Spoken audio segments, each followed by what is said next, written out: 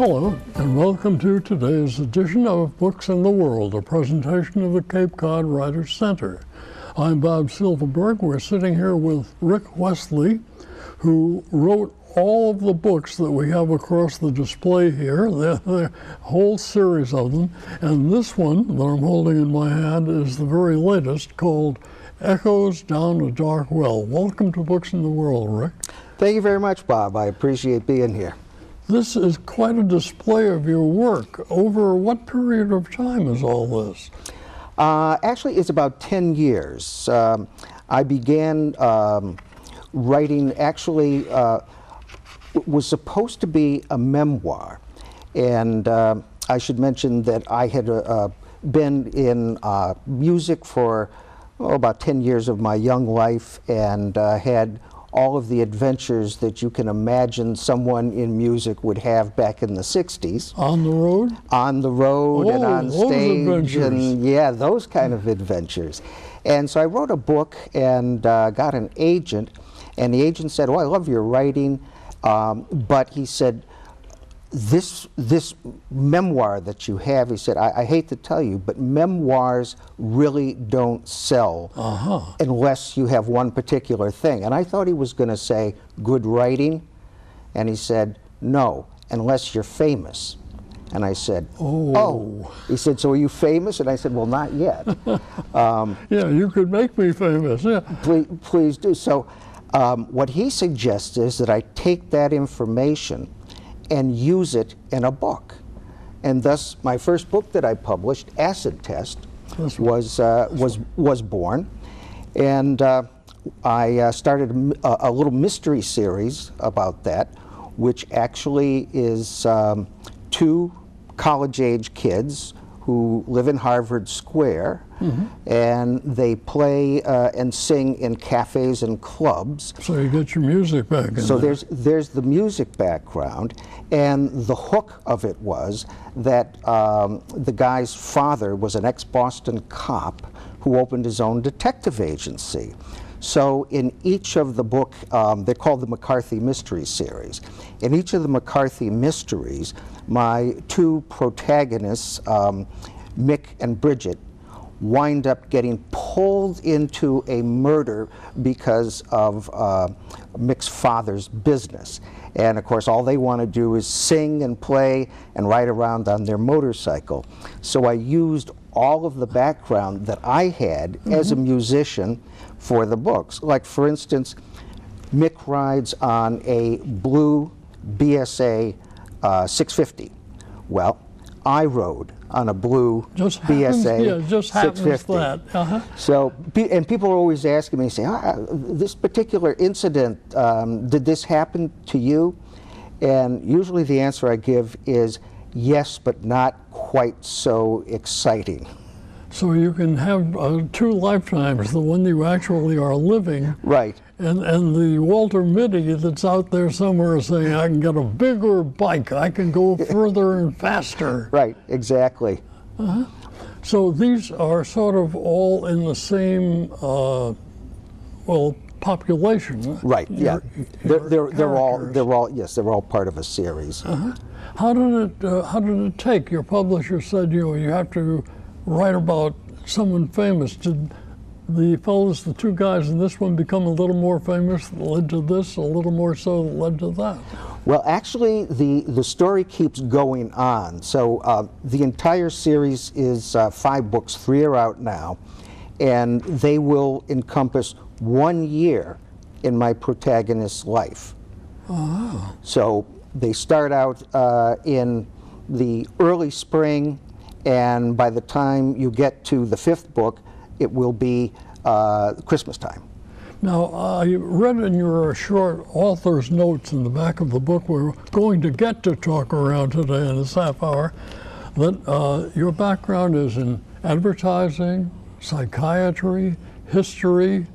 Were you writing in all that time, or was there a certain break where you had your background and then the music and then, as you mentioned, to the writing? Yeah, well, all in different steps? Yeah, I started out, and yes, I was in advertising and marketing, and I was based in San Francisco and Boston and New York, all over the place. And I did do writing, but it was all business writing, business to business writing. I did some business articles, and most recently I did an article about the changing way of publishing in the digital era. And so that's really the stuff I always had to do with your job. Yeah, it's stuff like that. And I decided about 10 years ago, I was actually sitting in a big conference in a New York ad agency, in their boardroom. And I was sitting there, and the meeting had been going on for, 6 hours. That was a short meeting. Without a break. And so kind of to keep my sanity, I started jotting down little notes for books that I might be interested in writing. And so for the first 5 years that I was writing, I was really doing 2 jobs simultaneously. I was doing my advertising marketing job, which was probably a 60, 70 hour a week thing. And then I was writing at night, and quite frankly, driving my dear wife crazy. Yeah, that sounds like a 26-hour day. Yeah, she said, well, I heard you come to bed at 4:30 a.m., you know, and then I would have to get up after a couple of hours of sleep. And the other place, though, that I found was really productive to write was on transcontinental flights, because I would be flying a lot from Boston to San Francisco or Los Angeles, and there it's enforced sitting. Yes. They pack you in like sardines, and if you have the window seat, which I usually did, you can't get out anyway. So I figured, as long as I'm here for 6 or 7 or 8 hours, I might as well write. So I can say that 2 of those books were written almost completely on airplanes. Do any of your people travel on airplanes? They do in Echoes Down a Dark Well, the new book. Yeah, the people in here go far distances very quickly. Let's talk a little bit about this book, the book that Ric Wasley brings us to this program today, Echoes Down a Dark Well. I'm going to read the first sentence in chapter 1. Are you ready? Are you ready here in the program? Because listen to sentence 1, chapter 1 in Echoes Down a Dark Well. Quote, chapter 1, I awoke at the same moment a screaming, wild-eyed Saxon split my head with an axe. That's the first sentence. And from there... From there it gets strange. Yeah, from there it gets stranger. Wow. The fellow in the book isn't named right away. It's written in the first person. Right. Because his name always changes. And that's because he is reincarnated not just once or twice, but over centuries. Yes. Where did that idea come into your writing? I've always been very interested in reincarnation. It appeals to my personal belief that if you didn't get things right in this life, maybe you get another chance, and you could actually come back as someone or something else. And I've seen a lot of different shows and interviews where people are talking about that they've been reincarnated. And it's always fascinated me, but one of the things it does, and you can even prove it to yourself at a cocktail party someplace, if you find somebody who says that I know I've lived before, I've been... You do hear that. Yeah, I've been a sea captain, or I was Queen of Egypt or something, you will notice nobody ever says, gee, yeah, I was a slave, or I was a kitchen boy, or I was a peasant farmer. Nobody ever says that. They're And so always at an upper level. Exactly. You know, I've heard a lot of the Queen of Atlantis and so on and so forth. So I just started thinking about, suppose, instead of just thinking maybe you were reincarnated, which even the people who totally believe it, it still is not a positive in their mind. Suppose you had somebody who not only was reincarnated, but could remember every reincarnation since, well, in this case, for 2,000 years. Yes, the fellow who's the hero of this book. Right. So it wouldn't be just like you say, oh, I remember when I was in college, we did this and this. Instead, my protagonist, Cody, can say, yeah, when I was a Viking warrior, we were attacking this castle. And of course, as with everything like this, there's good points and bad points. The good point, of course, is you've got a lot of remembering and living experience.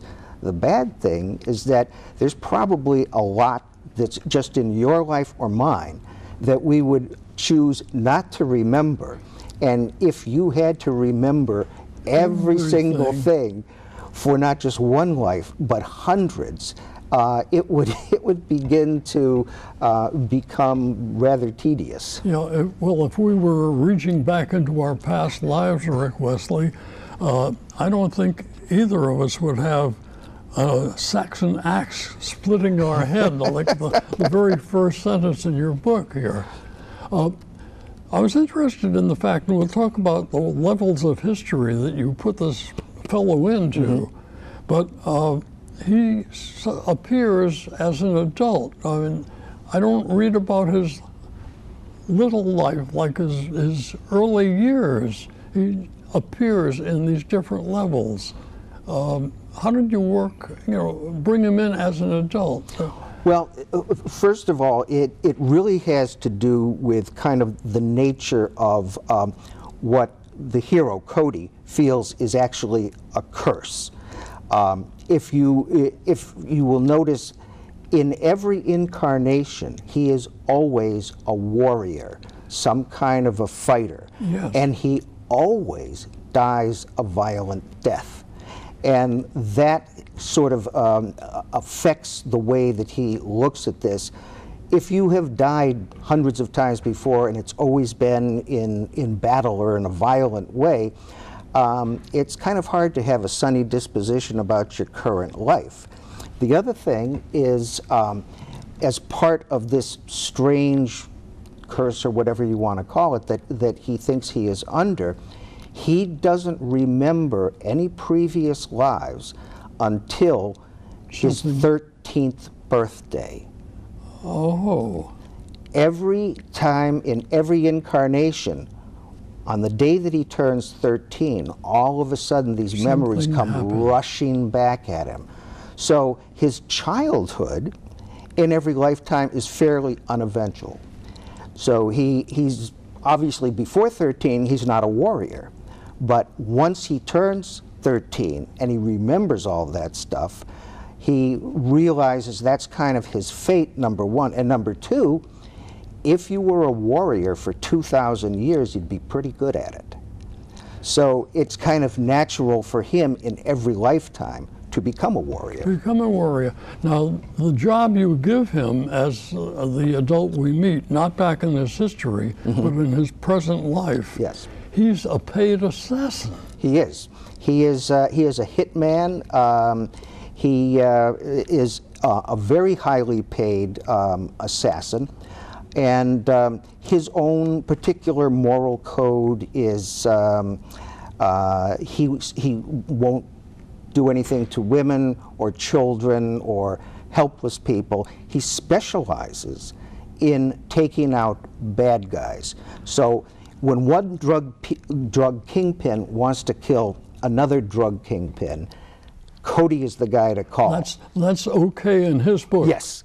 As far as he's concerned, it's taking out the trash, and the world will be a better place without these guys.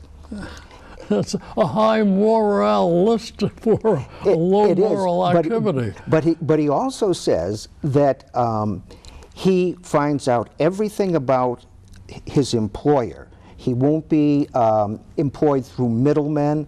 He says the employer has got to come and contact me directly. Why? Because he may turn around a little bit later and he's got to kill that guy. So he won't make them any promises, but that is something that could happen. I have to ask you, Ric Wasley, what kind of people have you met in your life in all this advertising and marketing that brings all of these people? I say people, and people going in all nefarious directions. Well, you know how cutthroat they say advertising is. Yes, it really is.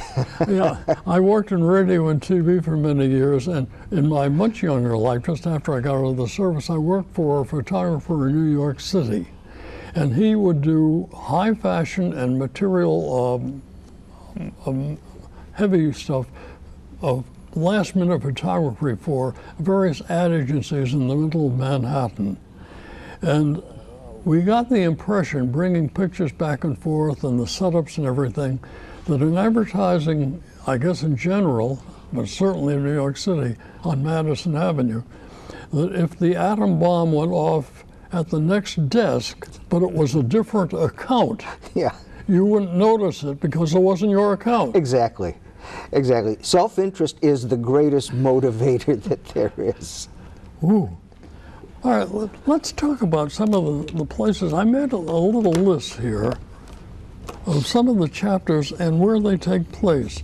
For example, well, we talked about the one line. In chapter 2, it drops fairly comparatively recently into a concentration camp in Germany in 1944. Yes. And once again, this fellow, Cody, is in a tough position, but he's sort of in the center of things happening all around him. Yeah, what I got to do in this book was, because I can literally use any period in history I want, since he was alive, he was reincarnated over the past 2,000 years. And what I did with this book is take little snippets of different periods that things happened in, which are certainly watershed events. So I've, as a historian, I've read and watched a lot of documentaries about World War II and the Third Reich and the madness that went on there.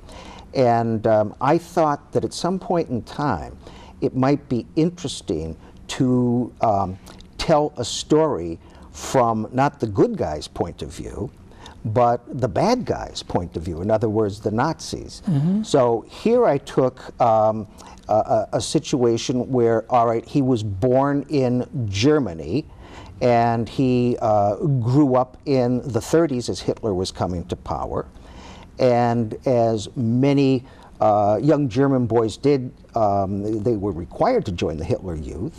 And then he actually, I don't know if you remember in that book, there's a little scene where he tells why he joins the SS, the Waffen-SS, because his girlfriend says that when I give myself to a man so that I can produce a child for the Fuhrer, he must be wearing the uniform of an SS man. And as Cody is recounting this, he said, I went out and joined the next day, and she was true to her word, but never again did wearing that uniform bring me any joy or rewards.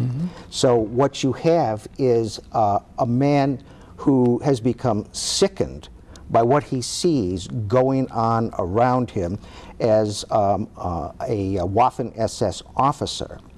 And then we come to the other key crux of the book, which is a person, and again, you probably noticed that I don't ever give her a real name.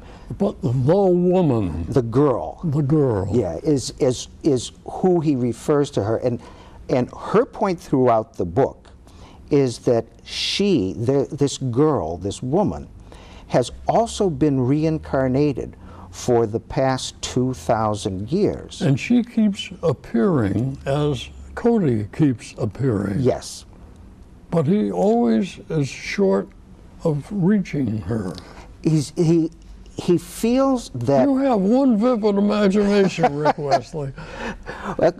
Cody feels that because this girl is the only person like him who can remember all the past lives and seems to recognize him and seems to always know him, he feels that she holds the key to the mystery of why he keeps being reincarnated. And he feels that he did something very evil in his first life, which caused him to be cursed and caused him to keep reliving violent lives over in every incarnation. Warrior, violent life, die a violent death. And he feels that somehow, if he can reach out and hold on to this girl who is very, very good, that by being with her, he can break this cycle of curse. And of course, he never can do it. It always turns out bad. You give him a tough, tough life, Rick. Now, jumping into the different places in which you put your fellow Cody, you go to Constantinople in AD 1238. Yes. What amount of history is true history and how much is what you imagine happened so that you can put your hero into that position? All of the history is true history as far as any history or source material can take you. And again, people are discovering, new lost letters and manuscripts every day. But as of this point, at least according to everything I could get my hands on the internet, everything that I put in the book for history is true. So every battle, every setting, as far as I could make the weapons, the armor, all things like that are absolutely true. So so the one in Constantinople was true. That was the emperor, and the mysterious box was reported seen there. Now, when I have that box being taken by somebody, that is a little bit of artistic license, but it's one of those things, and I do use this a lot, that here's what we know, here's what could have happened, and there's no evidence to prove contrary. Yeah, there's no one to prove you wrong. Exactly. People who were around in, for example, in 1782 at the Tennessee Cumberland Gap, they can't challenge you on any particular descriptions you give of that period. Right. And again, I'm using real history in that particular one. Cody was a soldier in the Revolutionary War. He was a young man in his early 20s then. And I used, again, real history, that the way in which the Continental Army was going to pay their men, because remember, there was no real government of the United States. They did not have the power to tax, so they really didn't have any revenue. So the one thing that they did to get the soldiers to fight and keep fighting was they promised them land in the West. And some of it was given, and a lot of it was suddenly forgotten or lost in the paperwork. Well, as happened in this, when he gets to his land in the West, he finds out, as really happened, that Congress, the Continental Congress, had sold that land again to land speculators because they had to raise money to pay off the war debt.